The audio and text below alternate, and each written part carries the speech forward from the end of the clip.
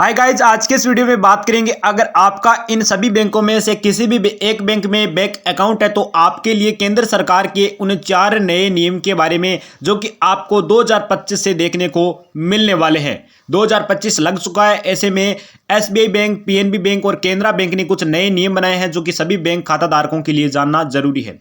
Channel पर पहली बार आए हैं तो अर्निंग प्लान को सब्सक्राइब कर लीजिए। अगर बात करें बैंक अकाउंट न्यू नियम को लेकर या आप कह सकते हैं न्यू गाइडलाइंस और रूल्स को लेकर, तो आज के समय में हर व्यक्ति के पास किसी न किसी एक बैंक अकाउंट तो होता ही है अलग अलग प्रकार के बैंक में, और उस अकाउंट से वो दिन प्रतिदिन ट्रांजैक्शन करता है, लेन देन करता रहता है। कई बार लोग एक से ज़्यादा अकाउंट भी खुलवा लेते हैं अलग अलग कैटेगरी के। तो आपके भी पास एक से ज़्यादा अकाउंट है तो खास आपके लिए यह वीडियो हमने बनाया है। अगर हम बात करें, एक व्यक्ति या एक परिवार के सदस्य का बैंक में खाता की कोई लिमिटें नहीं होती है, लेकिन बैंक का ये नियम है कि आप बैंक को मेंशन करके रखना होगा।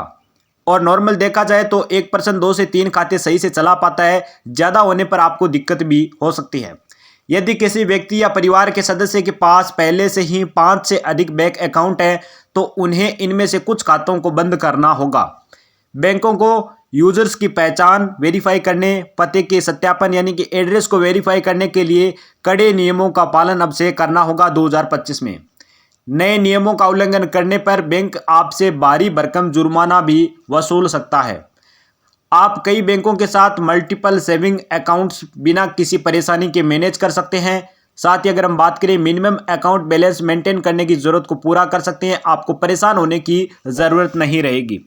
अगर हम बात करें अकाउंट टाइप्स को लेकर, तो मुख्यतः 5 प्रकार के अकाउंट खोले जाते हैं। अकाउंट तो वैसे तो कई प्रकार के होते हैं, लेकिन मुख्यतः 5 प्रकार के होते हैं, जिनमें saving account, current account, salary account zero balance, joint account, saving और करंट। दोस्तों, अगर आपने भी भूलवश किसी कारण से एक से अधिक बैंकों में खाता खुलवा रखा है, ओपन अकाउंट करवा रखा है, तो आपको सबसे पहले वो कौन से ज़रूरी काम होंगे जो कि आपको निपटा लेने चाहिए ताकि आपको किसी भी तरह का कोई भी जुर्माना न भरना पड़े। तो चलिए, बैंक अकाउंट बंद कराते वक्त आपको कौन सी बातें ध्यान में रखनी चाहिए। नंबर 1 बात की अगर हम बात करें तो आपके ट्रांजेक्शन पेंडिंग को लेकर, अगर आपके बैंक खाते पर कोई ट्रांजेक्शन पेंडिंग पड़ा है तो आपको उसको एग्जीक्यूशन तक रुकना होगा। जैसे अगर आपके खाते पर चेक लगा है तो वह क्लियर नहीं हुआ है तो आप अपना खाता बंद नहीं करवा पाएंगे।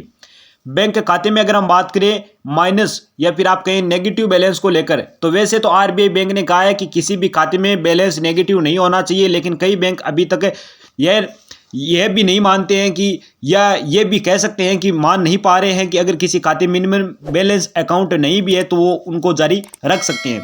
अगर आपके पास किसी बैंक खाते को बंद करवाना चाहते हैं तो उसके लिए कई बैंक क्लोजिंग चार्ज भी आपसे लेते हैं। ये चार्ज अलग अलग हो सकता है, तो खाता बंद कराने वक्त आप इन बातों का जरूर ध्यान रखें।